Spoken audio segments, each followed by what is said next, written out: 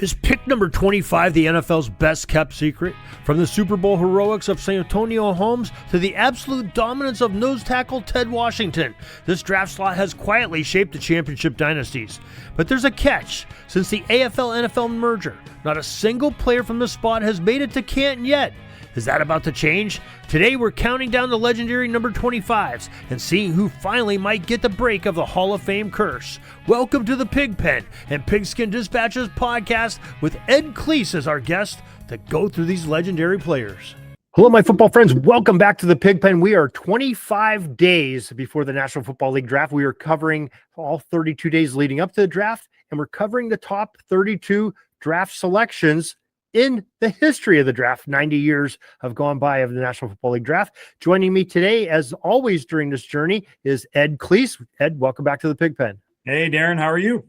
I'm doing super, Ed. And 25 is kind of a middle of the road of the draft selections for the modern draft. And what is your take on 25? Well, Darin, the Bears have the 25th pick in this upcoming draft. And if they are paying attention to the history of this pick, they need to trade it. And they need to trade it fast. Because I was shocked because I'm going back to 1980. And I was shocked at the lack of names, accolades. This is crazy to me, this list. This was borderline impossible to come up with the top five. To the point where I probably spent more time on this one than any of the others we have because I kept going back, assuming I had to be missing someone because I kept going back and thinking, wait, what? And this is my number one, and so I went back many times and I'm pretty confident that I got it right. What could be a saving grace is that opposite of what we've talked about with some of these other picks, recently there are some draft picks that are off to pretty good starts in their career. Travis Etienne, Brandon Ayuk, who's got some off-field issues but is very talented, is going to land somewhere else this year. Tyler Linderbaum, who's a pretty big free agent right now, has had a pretty good career with the Ravens. Dalton Kincaid for the Bills looks really good. And then Jackson Dart was taken at this spot last year. So maybe this group of younger players will save the history of the 25th pick because it ain't pretty otherwise. Yeah, you're looking at 1980. I can tell you it's not pretty before that either because there has not been one Pro Football Hall of Famer taken at the 25th pick in 90 years. Well, and that's kind of unbelievable. And nobody on my list is even considered for it, I would say, not even on the radar. And for me, Darin, I consider myself pretty big historian here. And especially when it comes to the 80s and 90s when I kind of grew up watching. But there are some of these guys that were drafted in the 80s. Vagus Ferguson, Billy Cannon, Emmanuel King, Scott Davis, Terrence Flagler. I've never heard of any of these guys. And I am an NFL nerd. And I was like, who is this? I'm clicking on them. And sure enough, they're in and out of the league like that. Yeah, it's not the Billy Cannon that's in the Hall of Fame who was drafted about 4 decades earlier. I clicked on him because I kept thinking maybe I got the wrong one. Yeah, so it was wild. Then we also have some quarterback busts too. Tim Tebow was taken here in 2010, and a standout personality for sure, but obviously didn't have a very good NFL career. My team, the Redskins, took Jason Campbell in 2005. I wouldn't say that he was a total bust, but certainly didn't pan out. Taking one pick before him in that same draft was Aaron Rodgers. So that kind of and there was a lot of rumors that Washington would have taken him had he fallen. So that's always been something that's stuck with me. And then Tommy Maddox was taken as a quarterback in 1992 as well. None of those guys panned out at all. Except he was the comeback player of the year. Yes, for the Steelers, yes. But yes, certainly, yes. Not for the big 21-point comeback against the Browns in the playoffs. Yeah. And it was his injury that brought Ben Roethlisberger, rookie, off the bench and never looked back. That's right. So not a great list, Darin. No. Okay, so let's get into this top 5. Who you got? So these players are at least good. Number 5, we're going to go back to 2012. And I have Donta Hightower, a linebacker for the Patriots. again, on paper, not a whole lot stood out. He did make it one second-team All-Pro. He played in 17 playoff games, and he was the starter for the three. He started on all three of the Super Bowl winning teams in that last era of Patriots football. We talked about Devin McCourty in the last when we talked about pick number 26 or 27, I can't remember. But Devin McCourty was taken a couple years prior. And so he and Hightower were sort of like their best defensive players on those teams. A nice career. And that's all. Yeah. That's all you can say, really. Yeah, he was solid. Very well rounded. Decent against pass coverage, covering tight ends or anything. But he was a run stuffer, and he was a great leader to have for a Belichick-led defense in the middle. Yep. And my guy at number 4 is on this list because of one play, and it's going to be a play that you remember and that you really like. And that would be Santonio Holmes, drafted in 2006 by the Steelers.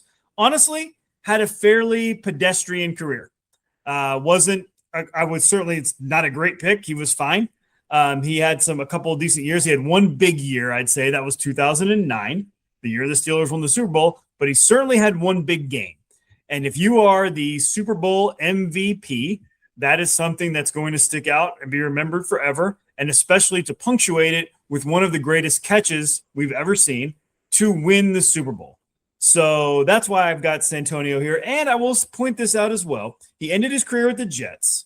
He was on the last Jets team, as long ago as it was now, to make the playoffs. And in that playoff run, he did catch 2 touchdowns for the Jets as well. So maybe a little bit of a big game player. Yeah, and probably that catch at the end that scored the touchdown, that might not have even been his best catch on that drive. I mean, I think he made the majority of his catches on that final drive that the Steelers had. The big one was the 4th down play. Steelers were like their own 5-yard line. He caught one like the 24-yard line, which nobody will ever remember. But he drops that pass. The Arizona has the ball inside the 10. And probably is going to win that Super Bowl. So yeah, but he got in a doghouse too. Just a couple years later, Steelers traded him for a 7th-round pick to the Jets. Right. Yeah. So his career kind of flamed out quick. I like to tell my kids, sometimes when is a lot more important than what. And Santonio did pick a very good time to have his best moments. So yeah. that puts him on this list. All right. So who do you have above him? Number 3, we've got Xavier Rhodes. 2013, a cornerback drafted by the Vikings, made a few Pro Bowls. He was a first-team All-Pro one time. He got some Defensive Player of the Year votes. I think he was in the top 5 in 2017. He was much more of a lockdown corner, kind of like the island corner. He didn't have a ton of interceptions. He didn't have a lot of flashy plays, but he was a really solid, really good, just lockdown corner. That side of the field is kind of shut off as long as Xavier Rhodes is doing it. Had he been able to do it for a little bit longer, I'd feel a little bit better about having him on this list. But he had a fairly short career overall, and his peak he didn't maintain it for that long. But he was a good player, probably better than good, and a really nice pick by the Vikings there. Yeah, well, wasn't he just playing like a couple years ago still? I think he retired in like 2022. Oh, was it? Okay. I thought I remembered him playing like in a playoff game maybe the year before. I could have been wrong when I looked at it, but I think his career ended about 11 years, something like that. Yeah, which is it's a pretty good long career for a DB. That's not too bad. Not too shabby. Yeah. Okay. So who do you have above him? This was tough, man. It's you're going to be like, this guy's number 2. I've got John Beeson, a linebacker drafted in 2007 by the Panthers. And the reason I've got him there is because he just had an excellent start to his career. He was 2nd in Defensive Rookie of the Year. Then he was first-team All-Pro in his 2nd year. Then in his 3rd year, he was 2nd-team All-Pro. In his 4th year, he made the Pro Bowl. And then his career was kind of over. So he went from like this super top of the mountain. But Darin, after that 3rd year, I believe, 3rd or 4th year, he became the highest-paid middle linebacker in NFL history by the Panthers. Really? Wow. He suffered some serious injuries. He basically missed 2 seasons in a row, pretty much, after signing that deal. And at that same time, they drafted Luke Kuechly. So it's like he got He was on the mountaintop. He was considered like a premium linebacker in the NFL, got paid more than anybody else, got hurt. They drafted his replacement, and then it was over. He had one more kind of good year. He ended his career with the Giants. But he makes this list on the strength of 4 tremendous seasons. And then that was it. Well, it's not too bad when your replacement is currently having his gold jacket sewn for his induction here in a couple months. So Right. And that's going to bring us to number 1, which you're going to be like, how can this guy be number 1? But I had to pick somebody, Darin. So my number 1 is Ted Washington, drafted in 1991, defensive tackle and nose guard, really, drafted by the 49ers. And he had a 17-year career, so we'll start with that. He made the first team All-Pro team, Darin, at age 33, which is impressive, especially when you consider he was a very traditional run stuffer. He was not a pass rusher. He never got more than 4.5 sacks in his career in any season, but he was a really highly regarded run stuffer, played for the 49ers. He played for the Broncos. And then he played 16 games for the Bills for 6 straight seasons. He started every game for the Bills for 6 straight years. I'm sorry, he missed 1 start, but he played in the game. So for 6 straight years, he started every but 1 game and played in all of them. And then he went to the Bears. That's where he had his All-Pro season, actually. Then he won the Super Bowl with the Patriots in 2003 as a starter. He started for them in the Super Bowl. Then he started all 16 games for 3 straight more years with the Raiders and Browns. So his stats don't jump out, but that's often not really the case. He was a pure old school nose tackle. That's what he played. Over center, over the guard, run stuffer, eat up space.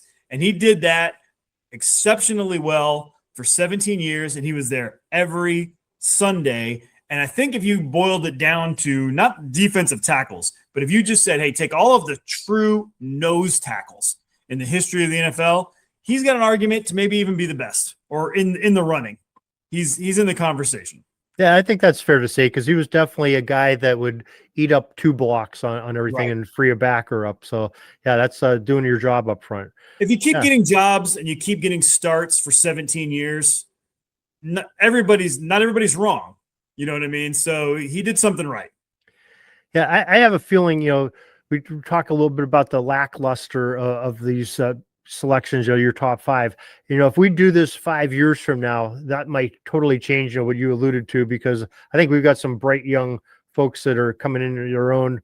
Possibly, Dalton Kincaid is in that group. Tyler Linderbaum, he may be on that list. Who knows what Jackson Dart's going to do? He's only a year in, and we might be able to talk about some other folks. We do this a few years from now. They need it because it's the history here is rough. Yeah, it definitely is. Well, if we look at the history of the pick, and if the history alludes to what we may see, we may be seeing a defensive back. We're back on that train of the DBs ruling the pick selection, because they had 15 selections of the 90 drafts have been defensive backs at pick number 25. Like we said, there's no Hall of Famers in this draft, or just a draft slot. And that takes us to our draft stat of the day. And the 2004 draft, which I'm sure you remember, the Ohio State Buckeyes had the most players drafted in a modern 7-round draft. They had 14 players taken in those 7 slots, so 256 picks or whatever it is. 14 of them were Buckeyes. So that's our amazing stat of the day. The Sean Taylor draft. Right. So that takes us down. We can mark another check in the calendar, and when we come on tomorrow, we'll have 24 days left. And take a guess what position we'll be talking, or what draft slot we'll be talking about tomorrow. We'll let you guys do that for your homework. And Ed, we will see you tomorrow. I'll see you tomorrow, Darin. That's all the football history we have today, folks. Join us back tomorrow for more of your football history. We invite you to check out our website, pigskindispatch.com, not only to see the daily football history, but to experience positive football with our many articles on the good people of the game, as well as our own football comic strip, Cleat Marks Comics. Pigskindispatch.com is also on social media outlets, Facebook, Twitter, Instagram, and don't forget the Pigskin Dispatch YouTube channel to get all of your positive football news and history. Special thanks to the talents of Mike and Gene Monroe, as well as Jason Neff for letting us use their music during our podcast. This podcast is part of the Sports History Network, your headquarters for the yesteryear of your favorite sport. You can learn more at sportshistorynetwork.com.